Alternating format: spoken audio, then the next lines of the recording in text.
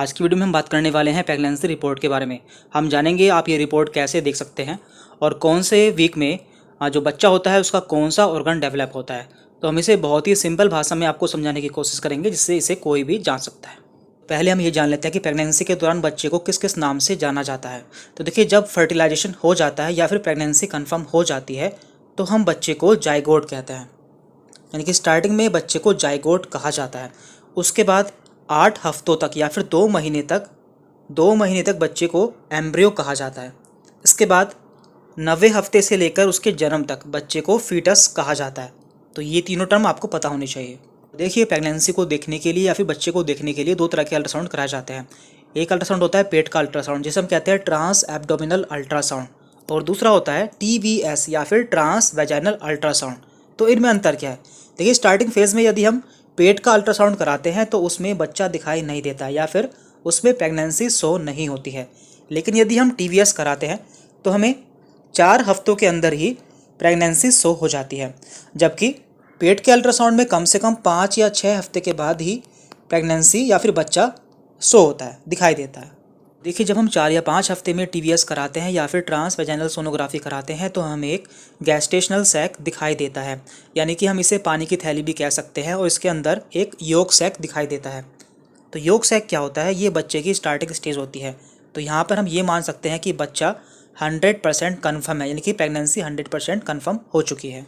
देखिए, रिपोर्ट को देखने से पहले हम ये जान लेते हैं कि कौन से हफ्ते में बच्चे का कौन सा ऑर्गन डेवलप होता है या बनता है। तो ये भी हमें जानना बहुत ज़रूरी है। तो देखिए, स्टार्टिंग के पहले से दूसरे हफ्ते में एम्ब्रियो का डेवलपमेंट स्टार्ट हो जाता है या फिर इम्प्लांटेशन स्टार्ट हो जाता है।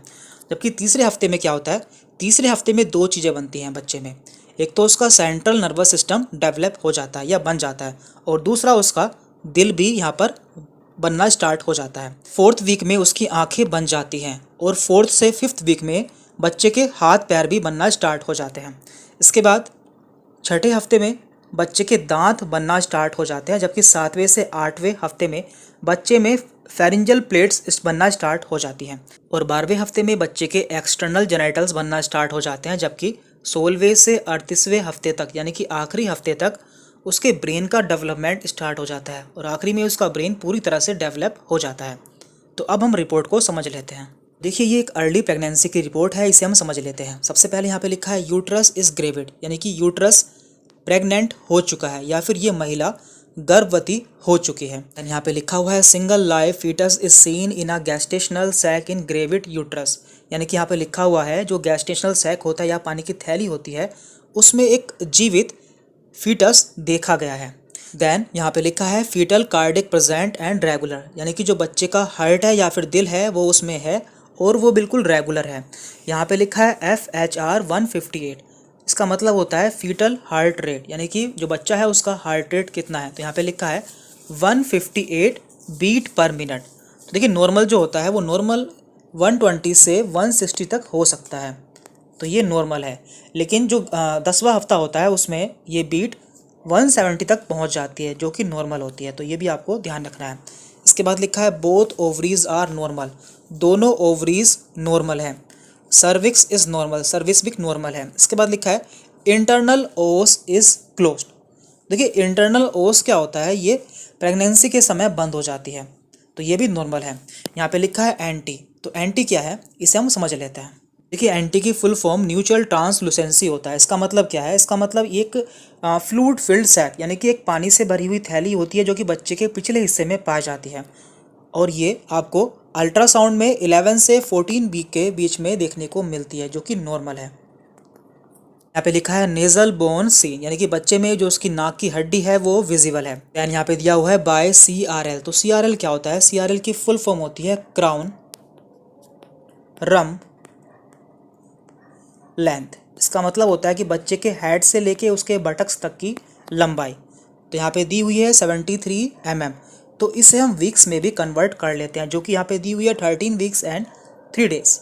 यहाँ पर हम एक रिपोर्ट और देख लेते हैं जिससे आपको ये अच्छे से समझ में आ जाए। तो यहाँ पे लिखा है यूट्रस में single intrauterine gestational sac with good decidual reaction, यानी कि यहाँ पर एक सिंगल गैस्टेशनल सैक देखने को मिल रहा है या फिर एक पानी की थैली देखने को मिल रही है जो कि यूट्रस के अंदर है, और इसमें अच्छा खासा डेसिडुअल रिएक्शन देखने को मिल रही है, यानी कि इसमें प्लेसेंटा वगैरह अदर ऑर्गन्स भी प्रेजेंट हैं। इसके बाद यहाँ पे लिखा हुआ है a foetal pole with good cardiac activity. तो फीटस में एक पोल क्रिएट हो चुका है जिसमें उसकी अच्छी खासी कार्डियक एक्टिविटी भी देखने को मिल रही है, यानी कि इसमें हार्ट भी डेवलप हो चुका है और इसमें हार्ट बीट भी स्टार्ट हो चुकी है।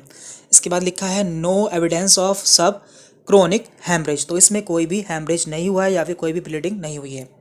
देन यहाँ पे लिखा है CRL। तो ये बच्चे की लंबाई है जो कि है 62 mm। एंड यहाँ पे दिया है एंटी 1.4 mm। तो एंटी क्या होता है हम देख चुके हैं, नेजल बोन सीन्स, तो नाक की हड्डी भी देखने को मिल रही है। इसके बाद लिखा है ductus Venus reveals normal flow. तो ये डक्टस वीनस क्या होता है इसे भी हम समझ लेते हैं।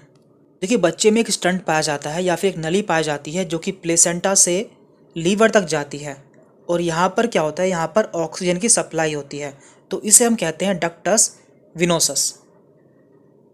तो यहाँ पे लिखा है ductus venosus reveals normal flow, यानी कि इसमें बिल्कुल नॉर्मल फ्लो हो रहा है, इसमें कोई भी प्रॉब्लम नहीं है। दैन यहाँ पे लिखा है 2 upper limbs and 2 lower limbs appear normal, यानी कि उसके बच्चे के दोनों हाथ और दोनों पैर बिल्कुल सही है।